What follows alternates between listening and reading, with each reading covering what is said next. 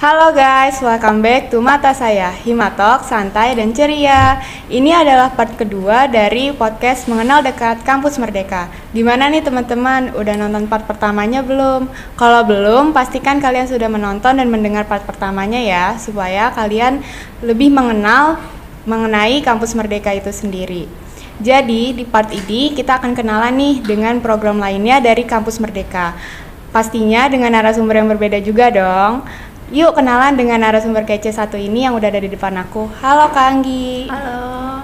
Silakan Kak memperkenalkan diri supaya penonton maupun pendengar tahu nih siapa sih Kak Anggi ini. Halo semua, nama aku Anggi. Biasa dipanggil Kak Anggi tadi ya. Oke, aku dari program Kampus Mengajar. Apa kabarnya nih Kak? Alhamdulillah baik. Kamu gimana? Alhamdulillah baik juga. Kegiatannya apa nih Kak sekarang yang lagi dikerjain gitu? Kalau sekarang ini mungkin fokus ngajar sama kuliah. Tapi kan udah selesai UAS ya. Iya. Jadi mungkin sekarang lagi bimbingan skripsi aja sih. Oh gitu. Berarti ini masih proses dalam program Kampus Mengajar ya Kak ya? Oke. Baik, terima kasih Kak Anggi untuk perkenalannya. Melanjutkan part sebelumnya, kita sudah mulai kebayang nih mengenai Kampus Merdeka, di mana program ini bertujuan untuk mengasah kemampuan kita sesuai dengan bakat dan minat yang kita punya, dengan terjun langsung ke dunia kerja untuk pembekalan kita di masa yang akan datang. Kali ini kita akan membahas program Kampus Merdeka, lebih tepatnya program Kampus Mengajar. Di depan aku ini adalah Kak Anggi, salah satu mahasiswi yang lolos dalam program Kampus Mengajar di dalam program Kampus Merdeka. Boleh ya Kak Anggi kita tanyakan beberapa pertanyaan mengenai Kampus Merdeka itu sendiri? Boleh dong. Mungkin gini Kak Anggi, dari teman-teman yang nonton maupun yang dengar nih belum tahu, termasuk aku sih belum mengerti banget apa sih Kampus Merdeka itu. Menurut Kak Anggi tuh Kampus Merdeka itu seperti apa? Kampus Merdeka itu sebenarnya program dari Kementerian Pendidikan dan Kebudayaan Riset Teknologi untuk membuat mahasiswa-mahasiswa lebih bebas lagi mengeksplorasi diri, menunjukkan bakatnya, kemampuannya, apapun itu yang mungkin nggak bisa disupport di program-program kampus mereka sendiri. Oh gitu, menarik banget ya Kak pastinya. Kakak ini kan masuk ke programnya itu Kampus Mengajar ya Kak ya. Nah, Kampus Mengajar sendiri itu apa sih Kak? Atau gimana gitu Kampus Mengajar? Nah, balik lagi ke Kampus Merdeka itu sendiri tadi ya. Kampus Mengajar itu salah satu program yang ada di Kampus Merdeka. Jadi mahasiswa dimanapun diharapkan bisa membantu pemerintah untuk memajukan literasi dan numerasi anak bangsa. Jadi mungkin yang sekolah-sekolahnya terpencil itu tujuan utamanya gitu. Oh berarti lebih terfokuskan untuk sekolah-sekolah yang di daerah ya Kak ya, untuk meningkatkan literasi anak-anaknya. Nah waktu pertama kali Kakak mendengar mengenai program Kampus Mengajar ini, hal apa sih yang bikin Kakak tertarik untuk daftar gitu? Kayak tertarik nih mau daftar tuh karena apa? Apa karena Kakak suka ngajar atau mau jadi guru gitu misalnya? Awalnya itu kan saya ikut di Kampus Mengajar Angkatan 2. Nah, angkatan pertama itu saya nggak lolos. Nggak lolos, terus ikut yang kedua. Alasan yang pertama itu kepengen apa ya? Bosan sih sebenarnya. Bosan banget kan kuliah online terus kayak di rumah aja gitu. Jadi coba deh ngajar yang benar-benar ngajar gitu. Akhirnya ya udah keterimanya yang di angkatan 2. Terus dapatnya yang di tingkat SD. Oh gitu, berarti kakak ini pengen bosan aja. Oh bosan. Pengen mungkin mau cari suasana lain juga kali ya dari kuliah online ini. Nah waktu kakak tahu tentang program ini tuh kakak tuh langsung cek di website cara daftarnya atau kakak tanya ke dosen atau tanya anak-anak kampus dulu gitu Kak? Awalnya itu kalau yang angkatan pertama itu dari teman. Oh teman. Dari teman. Terus yang di angkatan kedua ini untungnya Universitas Pamulang itu gencar ya dalam memberikan informasi mengenai apa aja yang ada di program Kampus Mengajar, Kampus Merdeka gitu. Jadi hampir seluruh mahasiswi dan mahasiswa Unpam itu tahu program-programnya gitu. Cuman memang alhamdulillahnya itu dibantu banget dari prodinya. Jadi ya adalah beberapa yang kayak dikasih tahu ini caranya gimana, alur pendaftarannya kayak apa gitu. Berarti kalau alur pendaftarannya itu bisa dicek di website kah atau harus ke kampusnya untuk ngurus pendaftarannya? Kalau cara-caranya tuh di Instagram kampus mereka Oh ada. iya. Terus biasanya tuh prodi akuntansi juga suka ngadain apa tuh penyuluhan gitu. Oh iya Ya kan? Iya sering. Suka ada juga tuh dari prodi S1 akuntansi. Iya. Biasanya dari Bu Putri, dari Bu Efri juga suka ngasih tahu kan. Iya.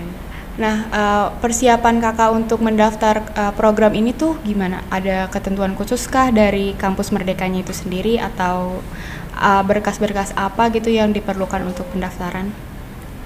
Kalau berkasnya mungkin dari CV-nya ya. CV, terus ada transkrip nilainya, sama surat rekomendasi dari prodi, dari dekan gitu. Oh gitu. Nah, dari proses pendaftaran ini tuh ada kayak mungkin wawancara saat via Zoom gitu nggak sih Kak? Atau ada tes-tes tertentu gitu dari kampus Merdekanya itu sendiri? Untuk di angkatan aku sendiri wawancara itu nggak ada, tapi ada tes kebinekaan. Oh itu di online atau? Iya itu online. Via Zoom kah atau ngisi kuesioner gitu? Website sih. Oh pakai website. Ya pakai website dari Kemendikbudnya sendiri. Berarti kan kakak ini masih proses dalam program kampus mengajar ya kak ya? Itu tuh kira-kira kampus mengajarnya itu dilakukan tuh berapa lama gitu kak? Mungkin 1 semester atau berapa? 6 bulan tuh 1 semester ya? Berarti 1 semester. Tapi udah selesai sih sebenarnya Desember kemarin. Tapi untuk nilai-nilai yang pengumpulan nilai untuk mahasiswanya, untuk guru pamong, sekolah itu belum selesai sampai saat ini. Oh, berarti masih proses ya kak? Masih Belum selesai. Selama kakak mengikuti program ini tuh kakak ngerasa ada perbedaan sistem nggak sih kak dari Unpamnya sendiri sama dari kampus Merdekanya itu sendiri? Ada mungkin ya. Iya. Karena ya kita kan dari akuntansi ya. Iya. Fakultasnya ekonomi bisnis, tentu berbeda jalur dari kampus mengajar itu sendiri. Yang mungkin kampus mengajar kan memang lebih ke ranah pendidikan. Iya. Jadi adalah sedikit perbedaan yang kerasa banget untuk anak-anak dari fakultas ekonomi ketika ikut di kampus mengajar. Perbedaannya apa aja tuh kak? Yang kakak rasain gitu?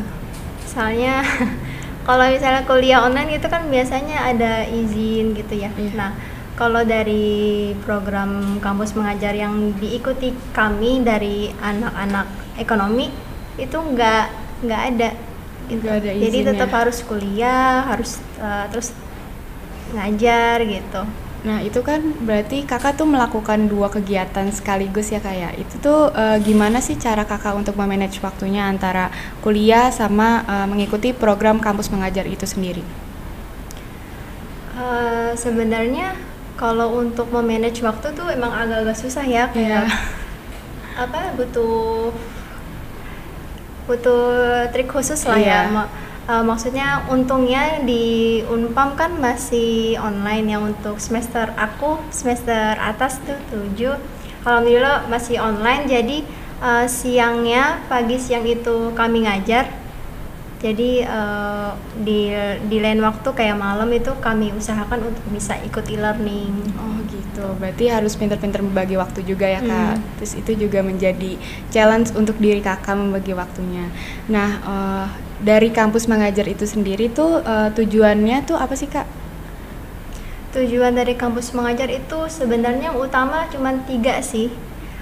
Meningkatkan literasi, meningkatkan numerasi, dan yang terakhir itu membantu administrasi dan teknologi sekolah.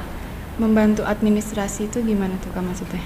Administrasi ini sebenarnya cakupannya luas ya.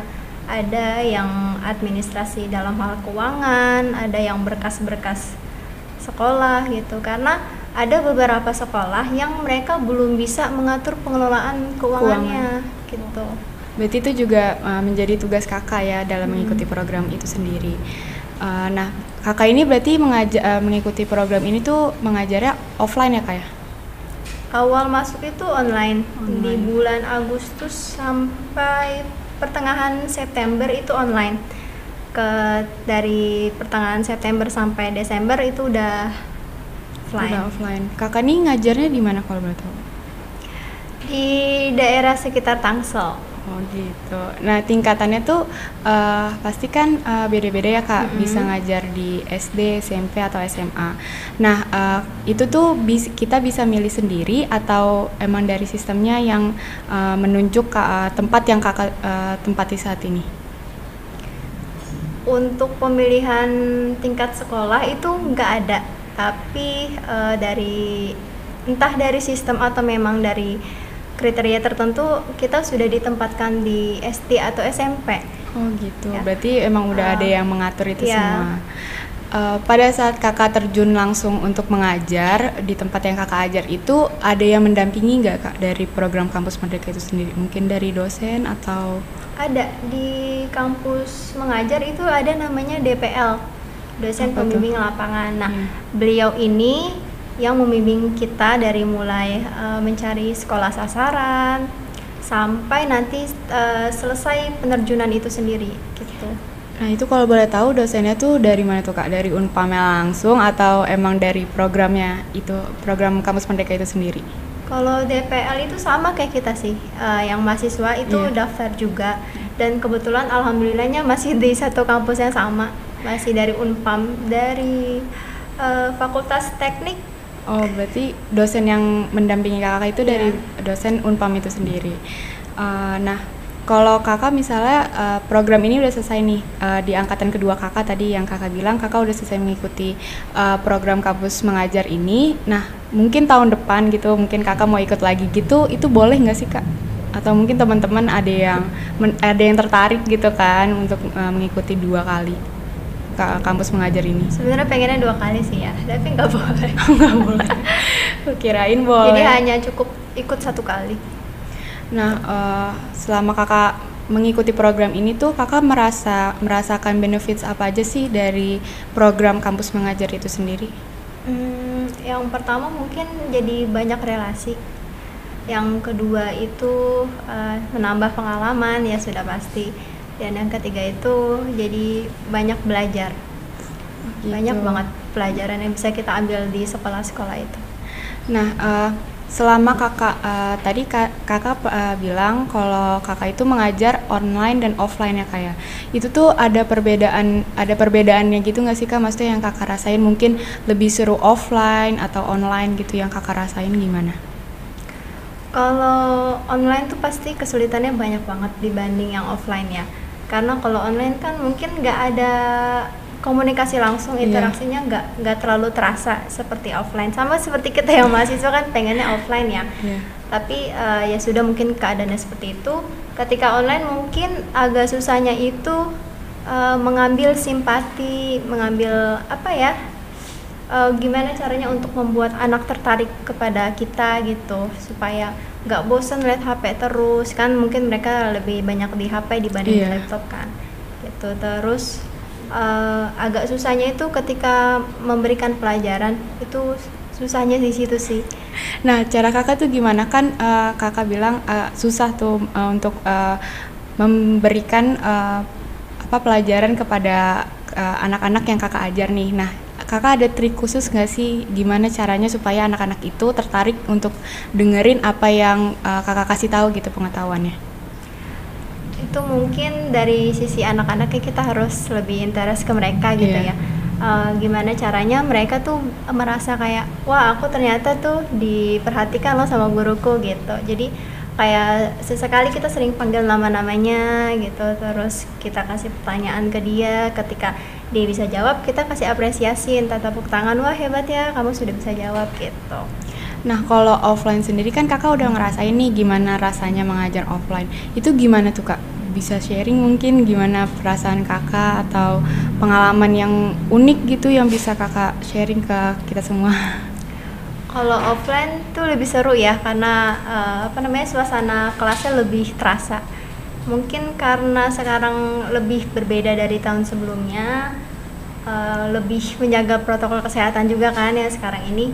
Jadi tetap ada jaga jaraknya, terus ya itu tadi mungkin lebih sedikit kan di kelas karena dibagi sesinya gitu, jadi agak sedikit lebih lebih sepi dibanding kelas-kelas biasanya gitu. Cuman mungkin lebih enaknya mereka jadi nggak bosen, kan ketemu teman, bisa bersosialisasi, ketemu guru-guru juga gitu. Nah, yang aku tahu nih Kak ya, dari program Kampus Merdeka itu sendiri kan ada uang sakunya nih. Tapi Kakak nggak usah nyebutin nominalnya, nggak apa-apa. Aku cuma pengen tahu dari program yang Kakak ikutin, Kampus Mengajar itu dapat uang sakunya apa aja tuh Kak, kalau boleh tahu? Uang sakunya uang yang ditransfer ke rekening kita. Iya, maksudnya ada uang, mungkin uang kuota pada saat online, Enggak, transportasi gitu-gitu, enggak? Kalau untuk aku sendiri yang aku rasain cuma uang saku, karena kebetulan memang masih di daerah yang satu domisili sama aku kan, jadi nggak dapat uang saku tambahan gitu. Tapi untuk mahasiswa-mahasiswa lain yang mereka mendapat sekolah sasaran di luar domisili dia sendiri, kayak beda pulau gitu, nah itu tuh dapat uang transport. Lumayan ya Kak berarti. Ya. Jadi adalah di cover dari pemerintah gimana caranya mahasiswa yang udah bantu mereka juga dibantu mereka gitu. Jadi ada timbal baliknya juga. Nah, selama Kakak mengajar nih, ada nggak sih mungkin kayak murid yang unik gitu yang bisa Kakak share pengalamannya ke pendengar maupun penonton yang lainnya gitu? Banyak sih sebenarnya ya. Cuman satu yang sampai sekarang tuh masih membekas gitu. Itu mungkin dari anak ini ya, anak luar biasa, ABK. Iya. Itu gimana tuh Kak cara mengajar untuk siswa-siswa yang berkebutuhan khusus gitu? Susah sih ya, karena mungkin kita bukan profesionalnya. Iya. Jadi awal-awal memang kayak ini gimana sih caranya bikin mereka bisa berkembang gitu loh, bisa bertumbuh dari sebelumnya. Tapi ternyata emang agak susah gitu. Tapi memang dari awal udah diajarin sama kampus mengajar bahwa nanti kita akan bertemu anak-anak yang berbeda karakteristik, beragam gitu. Jadi pas awal ketemu diamanahkan untuk pegang anak ini tuh agak susah, tapi lama-lama terbiasa karena ada pendekatan khususnya, perbedaan sikapnya juga kita jadi tahu bagaimana cara menanggapi mereka, bagaimana cara melayani mereka dengan baik gitu. Gitu juga, itu cukup men-challenge diri Kakak ya untuk pendekatan ke anak tersebut. Nah, kalau aku boleh tahu nih, Kak Anggi tuh ngajar apa sih dalam program ini di sekolah yang Kakak tempatin pada saat itu? Untuk pertama kali masuk itu saya diberikan pelajaran bahasa Inggris.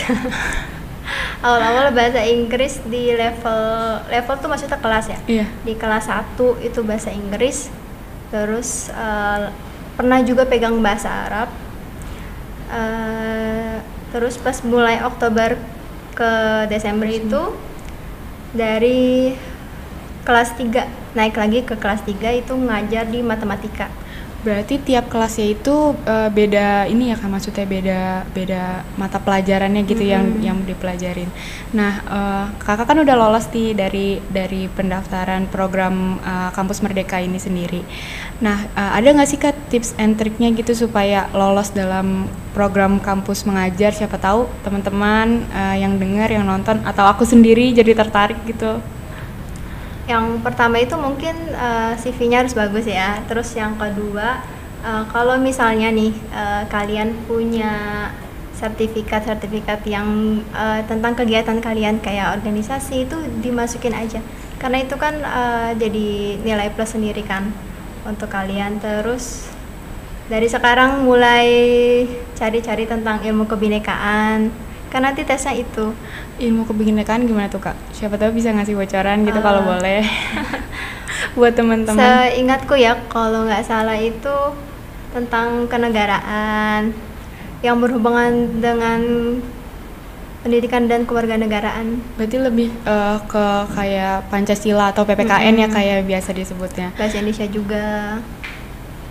Nah, itu tadi ikut tesnya itu kan lewat website ya kayak. Berarti ini sekarang nih aku ke pertanyaan terakhir nih buat kakak. Selama kakak mengikuti program ini tuh kendala-kendala yang kakak rasain mungkin yang sulitnya atau kendala-kendala lain yang bisa di-share ke teman-teman nih apa aja sih kak? Kendalanya itu yang pertama yang paling berasa banget itu ketika video conference. Pada saat mengajar. Ya, karena kan jadwal video conference kan itu 3 hari ya. Iya. Dan kebetulan itu bentrok sama jadwal aku ngajar.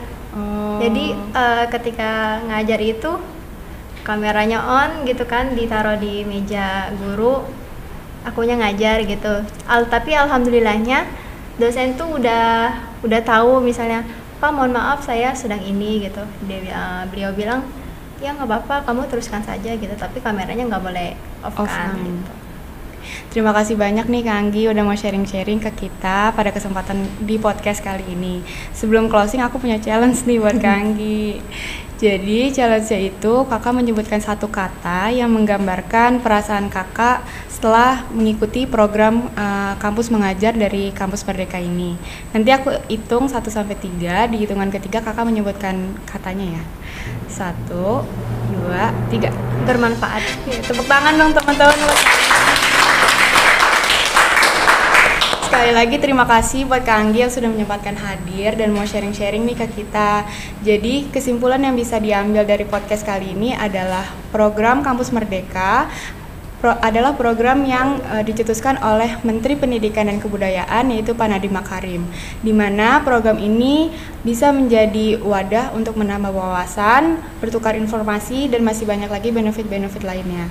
Serta dalam program ini kalian bisa mengasah kemampuan kalian sesuai bakat dan minat kalian, baik soft skill maupun hard skill, di mana program ini juga bertujuan untuk pembekalan kalian masuk ke dunia kerja serta mengeluarkan lulusan yang terbaik untuk pemimpin bangsa yang akan datang. Semoga kita bisa ketemu lagi ya Kak dalam kesempatan di lain kesempatan. Sekian untuk podcast kali ini. Kurang lebihnya mohon maaf. Aku pamit undur diri ya. Dadah. Hima Aksi luar biasa.